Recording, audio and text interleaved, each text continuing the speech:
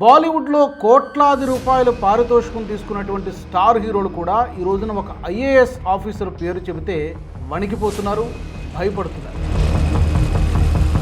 తుకారాం ముండే. ఇప్పుడు ఈయన పేరు దేశవ్యాప్తంగా మారుమోగిపోతుంది. 28 లక్షల కిలోల అన్సేఫ్ ఫుడ్ ప్రోడక్ట్, అంటే ఎక్స్పైర్ అయిపోయినవి, తినడానికి పనికిరానివి కూడా అమ్మేస్తూ ఉన్నారు. ప్రజల చేత అవి కొనిపించేస్తూ ఉన్నారు. దీని విలువ ఎంతో తెలుసా? సుమారుగా 55 కోట్ల రూపాయలు విలువ చేస్తుంది ఆ ఫుడ్ ప్రోడక్ట్స్. అంటే ఎంత పెద్ద ఎత్తున రైట్స్ జరిగాయో ఆయనే డైరెక్ట్గా రైట్స్లోకి వెళ్ళడము. 20 సంవత్సరాల ఆయన కెరీర్లో 25 సార్లు ట్రాన్స్ఫర్ అయ్యారు. తుకారాం ముండే గారిని చంపేస్తామని బెదిరింపులు కూడా వచ్చాయి. కానీ ఆ బెదిరింపులకు తుకారాం ముండే భయపడలేదు. ఆ నెక్స్ట్ రోజు వచ్చి కుర్చీలో కూర్చొని తన పని తాను చేసుకుంటూ వెళ్ళారు. నమస్తే, welcome to view point.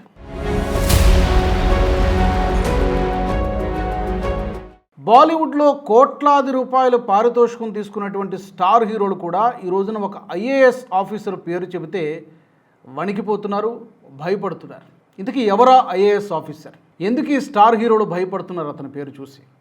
3 star హీరోలకి ఈ మధ్యన బాలీవుడ్లో షోకాజ్ నోటీసులు అందాయి. Maharashtra food and drug administration నుంచి, ఎఫ్డీఏ అంటారు, ఈ ఎఫ్డీఏ నుంచి షోకాజ్ నోటీసులు అందాయి. ఎవరా 3 హీరోలు అంటే షారుఖ్ ఖాన్, అజయ్ దేవ్గన్, టైగర్ షరాఫ్. వీళ్ళ 3 కూడా స్టార్ హీరోలే. చాలా సినిమాలో మనం చూస్తుంటాం, చాలా కమర్షియల్ యాడ్స్లో కూడా కనిపిస్తూ ఉంటారు. అలాంటి ఒక కమర్షియల్ యాడ్లో వీళ్ళ 3 కలిసి నటించారు. ఆ యాడే ఈ యొక్క షోకాజ్ నోటీస్కి కారణం. ఆ నోటీసులు ఇవ్వడం వెనుకున్నటువంటి అధికారి పేరే తుకారాం ముండే. ఇప్పుడు ఈయన పేరు దేశవ్యాప్తంగా మారుమోగిపోతుంది. చాలామంది సిన్సియర్ ఐఏఎస్ ఆఫీసర్లు ఉంటారు, వాళ్ళందరిలో ఇతడు అగ్రగణ్యుడిలాగా కనిపిస్తున్నాడు. ఈ తుకారాం ముండే యొక్క గొప్పతనం ఏంటి? ఎవరు ఈ తుకారాం ముండే? ఈ హీరోలకి ఎందుకు నోటీసులు పంపించారు? ఈ నోటీసులు వెనుకున్నటువంటి లాజిక్ ఏంటి? ఈ 3 హీరోలకి కానీ లేకపోతే మిగిలిన దీని వెనుకున్నటువంటి కంపెనీలకు కానీ లీగల్గా ఏమైనా పనిష్మెంట్ పడేటువంటి అవకాశం ఉందా? ఈ విషయాల గురించి వీడియోలో మనం మాట్లాడతాం. ముందుగా ఈ తుకారాం ముండే ఎవరు అనే క్వశ్చన్కి పాయింట్ బై పాయింట్ మనం చూద్దాం.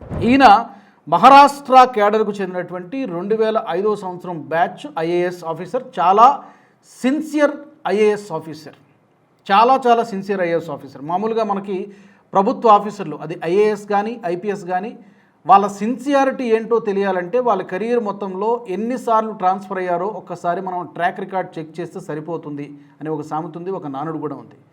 అలాగే ఈ తుకారాం గారి యొక్క కెరీర్ మొత్తం మనం అబ్జర్వ్ చేస్తే 20 సంవత్సరాల ఆయన కెరీర్లో 25 సార్లు ట్రాన్స్ఫర్ అయ్యారు. మామూలుగా ఒక ఐఏఎస్ ఆఫీసరు ఒక చోట ఒక ప్రాంతంలో 3 సంవత్సరాల పాటు సర్వీస్ చేస్తూ ఉంటారు యూజువల్గా. కానీ 20 సంవత్సరాల్లోనే 25 ప్రాంతాలకి ఆయన ట్రాన్స్ఫర్ కావాల్సి వచ్చిందంటే ఎక్కడా కూడా సంవత్సరం కంటే ఎక్కువ లేదు. కొన్ని చోట్ల 6 నెలలు 7 నెలలు మాత్రమే ఆయన పని చేయగలిగారు. కారణం ఏంటంటే ఆయన నిజాయితీగా పనిచేసేటువంటి ఐఏఎస్ లేదా ఐపీఎస్ ఆఫీసర్లకు ఈరోజు సిస్టంలో చాలా కష్టమైనటువంటి పరిస్థితి. ఎందుకంటే ఏదో ఒక అక్రమాన్ని అడ్డుకుంటే ఎక్కడి నుంచో ఒక పొలిటికల్ లీడర్ నుంచి, ఒక రాజకీయ నాయకుడి నుంచో, ఒక పొలిటికల్ పార్టీ నుంచో ఒత్తిళ్లు వస్తూ ఉంటాయి. ఈయన కూడా కొన్ని ఇంటర్వ్యూల్లో చెప్పింది ఏంటంటే, ఇలాంటి బెదిరింపులు నాకు చాలా వచ్చాయి, కొన్నిసార్లు భౌతికంగా నాపై దాడి చేసేటువంటి ప్రయత్నం కూడా చేశారు, చంపేస్తామని బెదిరింపులు కూడా వచ్చాయి, తుకారాం ముండే గారిని చంపేస్తామని బెదిరింపులు కూడా వచ్చాయి. కానీ ఆ బెదిరింపులకు తుకారాం ముండే భయపడలేదు. ఆ నెక్స్ట్ రోజు వచ్చి కుర్చీలో కూర్చొని తన పని తాను చేసుకుంటూ వెళ్ళారు. కాబట్టి ఈ రోజున ఇలాంటి ఇంత సిన్సియర్గా పనిచేసినటువంటి ఐఏఎస్ ఆఫీసర్ కాబట్టి ఇతని గురించి ఈ రోజున దేశవ్యాప్తంగా మాట్లాడుకుంటూ ఉన్నారు. ప్రజలందరూ కూడా చాలా గొప్పగా పొగుడుతూ ఉన్నారు. నిజానికి ఈయన నేపథ్యం కూడా చాలా ఇన్స్పైరింగ్ స్టోరీ. ఇతడు మహారాష్ట్రలో ఒక చాలా వెనుకబడినటువంటి ప్రాంతం, జిల్లా బీడ్ జిల్లా అంటారు. బీడ్ జిల్లాలో తాడ్సన్ అనేటువంటి ప్రాంతంలో, ఆ ప్రాంతం నుంచి వచ్చినటువంటి వ్యక్తి. ఎంత వెనుకబడినటువంటి ప్రాంతం అంటే కనీసం స్ట్రీట్ లైట్స్, వీధి లైట్లు కూడా ఆ ప్రాంతంలో ఉండేవి కావు ఆయన చదువుకున్నటువంటి రోజుల్లో. అంటే ఏదో మనం చెప్తూ ఉంటాం చూసారా, వీధి లైట్ల కింద చదువుకొని సరైనటువంటి ఫెసిలిటీస్ లేక, సరైనటువంటి తిండి లేక, వాటర్ ఫెసిలిటీస్ లేక, ఇంత గడ్డు పరిస్థితులను అనుభవించి ఆయన సివిల్ సర్వీస్ వైపు రావడము మనందరికీ తెలుసు. సివిల్స్ క్రాక్ చేయడం ఎంత కష్టమో, ఐఏఎస్ ఆఫీసర్ కావడానికి ఎంత కష్టపడాల్సి వస్తుందో. అలాంటిది ఈయన ఎలాంటి ట్రైనింగ్ లేకుండా సొంతంగా ప్రిపేర్ అయ్యి ఐఏఎస్ ఆఫీసర్ అయ్యి ఈ రోజున దేశం మొత్తం కూడా ఈయన పేరు గురించే, ఈ తుకారాం గురించి మాట్లాడుతూ ఉన్నారంటే అది ఇలాంటి ఆఫీసర్లే ఈ రోజున దేశానికి చాలా అవసరం. రాజకీయ ఒత్తిళ్లకు తలవంచకుండా ప్రభుత్వాల ఒత్తిడికి తలవంచకుండా సిన్సియర్గా పనిచేస్తున్నారు కాబట్టే ఈ రోజున ఇంత గొప్పగా ఆయన గురించి మనం మాట్లాడుకుంటూ ఉన్నాం. సరే, ఇప్పుడు పాయింట్ నెంబర్ 2, ఈయన food and drug administration FDA కమిషనర్గా కీలక బాధ్యతలు తీసుకున్నారు. చాలా కీలకమైనటువంటి పోస్ట్ ఇది. ఈయన ఛార్జ్ తీసుకున్నప్పటి నుంచి కూడా వరుసగా రైడ్లు జరుగుతున్నాయి, వరుసగా తనిఖీలు జరుగుతున్నాయి. అది ఒక ఎత్తు అయితే తాజాగా ఈ ముగ్గురు బాలీవుడ్ హీరోలకు షోకాజ్ నోటీసులు ఇవ్వడం అనేది ఇది మరొక ఎత్తు. ఎందుకు పంపించారు షోకాజ్ నోటీసులు అనేటువంటి విషయానికి వస్తుంది. దానికంటే ముందు ఎందుకు ఈయన బాగా వైరల్ అయ్యారు? మెయిన్ స్ట్రీమ్ మీడియాలో తుకారాం గురించి చర్చ జరుగుతోంది, సోషల్ మీడియాలో తుకారాం గురించి చర్చ జరుగుతుంది, ఎక్కడ చూసినా తుకారాం పేరు వినిపిస్తుంది. కారణం ఏంటంటే మే 25ని ఈయన ఛార్జ్ తీసుకున్నట్టుగా తెలుస్తోంది. మే 25 నుంచి జూలై 31 వరకు కూడా మహారాష్ట్రలో FDA సుమారుగా 3137 హోటల్స్, రెస్టారెంట్లు, ఈటరీస్ పైన, చాలా సంస్థలపైన తనిఖీలు చేసింది. దీంట్లో సుమారుగా అన్సేఫ్ ఫుడ్ ప్రోడక్ట్స్ 28 లక్షల కిలోల అన్సేఫ్ ఫుడ్ ప్రోడక్ట్ అంటే ఎక్స్పైర్ అయిపోయినవి, తినడానికి పనికిరానివి కూడా అమ్మేస్తూ ఉన్నారు, ప్రజల చేత అవి కొనిపించేస్తూ ఉన్నారు. దీని విలువ ఎంతో తెలుసా? సుమారుగా 55 కోట్ల రూపాయలు విలువ చేస్తుంది ఆ ఫుడ్ ప్రోడక్ట్స్. అంటే ఎంత పెద్ద ఎత్తున రైడ్స్ జరిగాయో, ఆయనే డైరెక్ట్గా రైడ్స్లోకి వెళ్ళడము ఇదంతా కూడా చేశారు. కొంత ఫుడ్ని సీజ్ చేసుకున్నారు, కొంత ధ్వంసం చేశారు. అది FDA మనకి తెలియజేయడం జరిగింది. సుమారుగా 165 సంస్థల లైసెన్స్ని సస్పెండ్ చేశారు, క్యాన్సిల్ చేశారు. అంతేకాకుండా ఈ నిషేధిత గుట్కాలు, పాన్ మసాలాలపై కూడా చాలా పెద్ద ఎత్తున యాక్షన్ తీసుకున్నారు తుకారాం ముండే. 658 అవుట్లెట్స్ నుంచి సుమారు 15 కోట్ల రూపాయలు విలువ చేసేటువంటి ఈ గుట్కాలు, పాన్ మసాలాలు అవి కూడా సీజ్ చేయడం జరిగింది. ఇక్కడే వచ్చింది విషయం కూడా ఏంటంటే, ఈ తుకారాం ఉండే టార్గెట్ కేవలం చిన్న చిన్న హోటళ్ళు మాత్రమే కాదు, పెద్ద సంస్థలను కూడా వదిలేటువంటి ప్రసక్తి లేదు. Nobody will be spared. ఎందుకంటే సామాన్యులకైనా అదే సూత్రం వర్తిస్తుంది, VIPలకు, సెలబ్రిటీలకైనా కూడా అదే సూత్రం వర్తిస్తుంది. చట్టం అందరికీ ఒకేలా ఉంటుంది. Nobody will be spared, నా దగ్గర ఇదే సూత్రం ఉంటుంది అని చెప్పి ఆయన చెప్పడం జరిగింది. దీంతో నిజానికి ఈ గుట్కాల విషయానికి వచ్చేసరికి ఇది ఎంత ప్రమాదకరం అంటే, ఉత్తరప్రదేశ్ రాష్ట్రంలో లక్నోలో గోమతి నగర్ రైల్వే స్టేషన్ని సుమారుగా 300 కోట్లు 350 కోట్ల రూపాయలు డబ్బులు ఖర్చు పెట్టి మోడర్నైజ్ చేయడం జరిగింది. ఆల్మోస్ట్ ఒక ఇంటర్నేషనల్ ఎయిర్పోర్ట్ లాగా దాన్ని తయారు చేశారు. కానీ ఏం లాభం? జస్ట్ అది మోడర్నైజ్ చేసిన కొద్ది రోజులకి మొత్తం గబ్బు చేశారు. కారణం ఏంటంటే మనకున్నటువంటి ప్రజలకి సివిక్ సెన్స్ లేదు. ఈ గుట్కాలు, పాన్ మసాలాలు నమిలి వాటిపై ఉమ్మేసినటువంటి పరిస్థితి. వీలైతే కొన్ని విజువల్స్, కొన్ని ఫొటోస్ కూడా చూపిస్తాను. ఈ గోమతి నగర్ రైల్వే స్టేషన్ పరిస్థితి. అలాగే మనకు నార్త్ నుంచి కానీ, వెస్ట్ బెంగాల్ నుంచి కానీ, ఒరిస్సా నుంచి ఇలా కొన్ని రాష్ట్రాల నుంచి వచ్చేటువంటి ట్రైన్స్ని మనం అబ్జర్వ్ చేస్తే ఈ ఎర్రటి మరకలు మనకు కనిపిస్తుంటాయి. కారణం ఏంటంటే ఈ పాన్ మసాలాలు, గుట్కాలు. వీటితో పాటు ఒకటి అట్మాస్ఫియర్ని స్పాయిల్ చేస్తున్నారు, ఎన్విరాన్మెంట్ని స్పాయిల్ చేస్తున్నారు. 2 వాళ్ళ ఆరోగ్యాలను కూడా పాడు చేసుకుంటున్నారు కోట్ల మంది ప్రజలు. ఇదే విషయం తుకారాం గారికి నచ్చలేదు. అందుకనే దీని విషయంలో చాలా కఠినంగా వ్యవహరిస్తున్నారు. ముగ్గురు కూడా బాలీవుడ్ని ఏలుతున్నటువంటి స్టార్ హీరోలు అయినప్పటికీ కూడా ఎక్కడా వెనకడుగు వేయలేదు. దీనికి సంబంధించి వాళ్ళకు ఒక 15 రోజుల సమయం ఇచ్చారు. ఈ 15 రోజుల్లో మీరు సమాధానం చెప్పండి.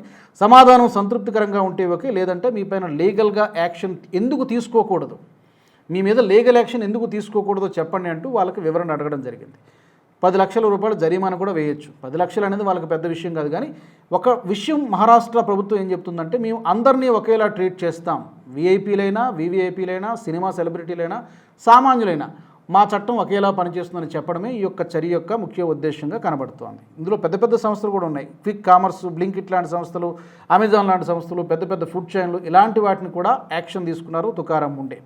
మరి వీళ్ళ ముగ్గురు హీరోలు కూడా ఎందుకు నోటీసులు ఇచ్చారా అంటే, వీళ్ళ ముగ్గురు విమల్ ఇలాచి అనేటువంటి ఒక అడ్వర్టైజ్మెంట్లో కలిసి యాక్ట్ చేశారు. 2024 నుంచి వీళ్ళు ఆ కంపెనీకి బ్రాండ్ అంబాసిడర్లుగా పనిచేస్తూ ఉన్నారు. మీ అందరికీ గుర్తునే ఉంటుంది, బోలో జుబాన్ కేసరి అని చెప్పి చాలా గొప్పగా వీళ్ళ ముగ్గురు కూడా ప్రమోట్ చేస్తూ ఉంటారు, పలుకురులో కేసరి అంటూ. కంపెనీ ఏం చెప్తోంది? కంపెనీ ఇది బేసిక్గా ఇదేమీ మసాలా లేకపోతే గుట్కా లాంటిది కాదు, ఇది కేవలం మౌత్ ఫ్రెషనర్ మాత్రమే అని చెప్పి కంపెనీ కలరింగ్ ఇస్తోంది.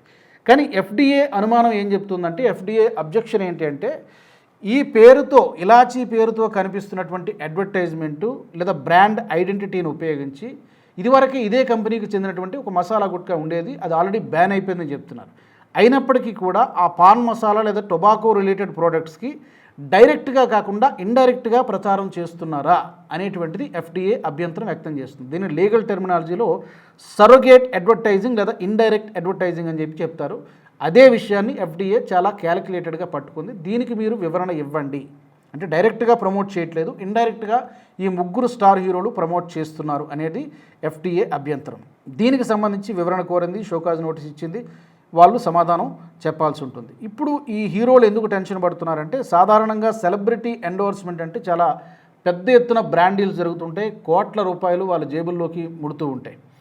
సో ఒక రెగ్యులేటర్ దాన్ని ఏ ప్రోడక్ట్ని ప్రమోట్ చేస్తున్నారు, దాని కన్జ్యూమర్పై ఎలాంటి ప్రభావం చూపిస్తుంది, వాళ్ళ ఆరోగ్యంపై కానీ ఏ విధంగా ప్రభావం చూపిస్తుంది, అడ్వర్టైజ్మెంట్ మిస్లీడింగ్గా ఉందా అనేటువంటి కోణంలో పరిశీలిస్తే సెలబ్రిటీలకు కూడా రెగ్యులేటరీ స్క్రూటినీ అనేది దానికేమీ వాళ్ళ అతీతులు కాదు. అంటే పాయింట్ ఏంటంటే సెలబ్రిటీలకు కూడా సామాజిక బాధ్యత ఉంటుంది, వాళ్ళేమి దీనికి అతీతులు కాదు. నిజానికి వీళ్ళ ముగ్గురు కూడా సినిమాల ద్వారా కోట్ల రూపాయల సంపాదనను ఆర్జిస్తున్నారు. That is legal, that is acceptable, వాళ్ళకి టాలెంట్ ఉంది, ప్రజలు ఆదరించారు, దట్ ఈస్ ఫైన్.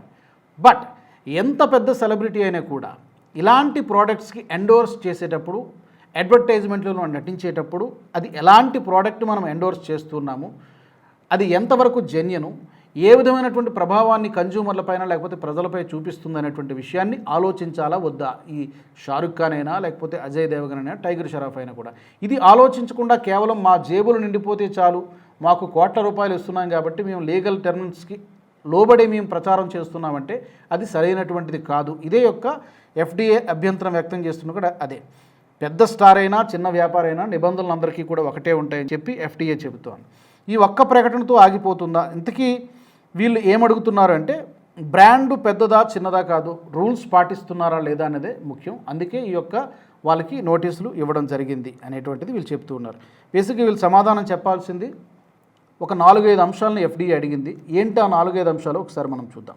ఒకటి, వాళ్ళు వివరణ ఇవ్వాలి, తమ సోషల్ మీడియా అకౌంట్లో ఉన్నటువంటి సంబంధిత అడ్వర్టైజ్మెంట్ని తీసేయాలి, ఇకపై ఆ ప్రచారంలో ఆ అడ్వర్టైజ్మెంట్లో మేము కంటిన్యూ చేయము, కొనసాగించము అని వాళ్ళు చెప్పాలి. సంబంధిత ఎండోర్స్మెంట్ అగ్రిమెంట్ ఏదైతే ఉందో ఆ వివరాలు కూడా, ఎంత డబ్బు మీకు ముట్టింది అనేటువంటి వివరాలను కూడా ఎఫ్డీఏకి చెప్పాల్సి ఉంటుంది. సమాధానం ఇవ్వడానికి నెలలు సమయం లేదు, కేవలం 15 రోజులు గడువు ఇచ్చింది. సమాధానం సంతృప్తికరంగా ఉంటే ఓకే, లేదంటే లీగల్ యాక్షన్ తీసుకుంటామని చెప్పడం జరిగింది.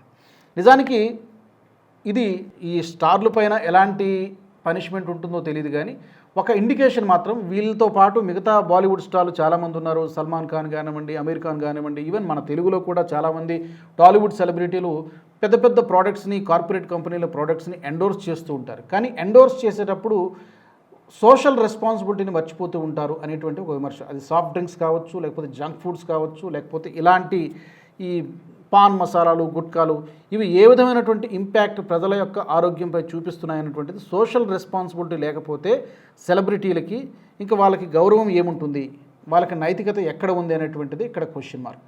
పెద్దగా పనిష్మెంట్ ఏమి ఉండకపోవచ్చు, 10 లక్షలు కాకపోతే 1 కోటి రూపాయలైనా కట్టేటువంటి స్తోమత ఈ ముగ్గురికి ఉంది. కానీ సమస్య ఏంటంటే నైతికత ఎక్కడుంది ఈ సెలబ్రిటీలకి? ప్రజల సొమ్ము మీదనే కదా వీళ్ళు ఇంత కోటీశ్వరులు అయ్యారు, ఇంత పాపులారిటీ వచ్చింది. మరి అలాంటి ప్రజల విషయంలో ఆ మాత్రం బాధ్యత తీసుకోకపోతే ఎలా? సోషల్ రెస్పాన్సిబిలిటీ లేదా అనేటువంటిది ఒక క్వశ్చన్ మార్క్. ఎలాగో ఒక సిన్సియర్ ఐఏఎస్ ఆఫీసర్ గురించి ప్రస్తావన వచ్చింది కాబట్టి, కొద్ది రోజుల కిందటే మనం బెంగాల్లో ఇలాంటి సిన్సియర్ ఐపీఎస్ ఆఫీసర్ గురించి, దమయంతి సేన్ గురించి కూడా మనం మాట్లాడుకున్నాం. దమయంతి సేన్ని మమతా బెనర్జీ ప్రభుత్వం ఉన్నప్పుడు ఒక హత్య కేసు విషయంలో, ఒక రేప్ అండ్ మర్డర్ కేసు విషయంలో ఒక తీర్పు ఇచ్చింది. మమతా బెనర్జీ అతన్ని ప్రొటెక్ట్ చేసేటువంటి ప్రయత్నం చేసింది. అప్పట్లో మమతా బెనర్జీ ఇలాంటిది ఏమీ జరగలేదు, కేవలం నా ప్రభుత్వాన్ని కూల్చేయడానికి పన్నినటువంటి కుట్ర అని చెప్పి మమతా బెనర్జీ ఆరోపించింది. కానీ దమయంతి సేన్ నిజంగానే తప్పు జరిగింది, అతడు తప్పు చేశాడని చెప్పి అతన్ని చొక్కాబుచ్చుకొని తగిన ఆధారాలతో కోర్టు ముందు నిల్చోబెట్టి అతనికి శిక్ష పడేలాగా చేసింది. అంటే ఒక ముఖ్యమంత్రికి ఎదురెళ్ళి, అప్పట్లో మమతా బెనర్జీ ముఖ్యమంత్రిగా ఉన్నారు, ముఖ్యమంత్రికి ఎదురెళ్ళి దమయంతి సేన్ తప్పుని నిరూపించింది, రుజువు చేసింది. సో ఎంతమంది ఉంటారు ఇలాంటి సిన్సియర్ ఐపీఎస్ ఆఫీసర్లు కానీ, ఇలాంటి సిన్సియర్ ఐఏఎస్ ఆఫీసర్లు కానీ? ఈ రోజున ఈ దేశానికి ఇలాంటి వాళ్ళ యొక్క సేవలు ఎంతైనా అవసరం. కాబట్టి ఇప్పుడు ఈ స్టార్ల ముగ్గురికి షోకాజ్ నోటీసులు అందేసరికి మిగిలిన స్టార్లు కూడా భయపడుతూ ఉన్నారు. సల్మాన్ ఖాన్ కానీ, అమీర్ ఖాన్ కానీ, ఈవెన్ పెద్ద పెద్ద స్టార్లు అనేటువంటి వాళ్ళు కూడా ఈ రోజున, ఈవెన్ అమితాబ్ బచ్చన్ గారు కూడా కొన్ని యాడ్స్లో నటించారు. బట్ అందులో ఈయన ఫుడ్ రిలేటెడ్ ప్రోడక్ట్స్కి మాత్రమే ఈ తుకారాం ముండే గారి పరిధిలోకి వస్తే మిగిలిన వాటి జోలికి ఈయన వెళ్ళకపోవచ్చు. బట్ వీళ్ళందరూ కూడా ఇప్పుడు భయపడుతున్నటువంటి పరిస్థితి. ఎక్కడ ఈయన వచ్చి మా మెడకు చుట్టుకుంటాడో, మాకు కూడా షోకాజ్ నోటీసులు అందుతాయేమని చెప్పి బాలీవుడ్ స్టార్లు కొంతమంది భయపడుతున్నారు. మరి దీనికి సంబంధించి మీ యొక్క ఒపీనియన్స్ ఏంటి? సెలబ్రిటీలకు సామాజిక బాధ్యత ఉండాలన్నా వద్దా? తప్పకుండా మీ ఒపీనియన్స్ని కామెంట్ సెక్షన్లో పెట్టండి. జై హింద్.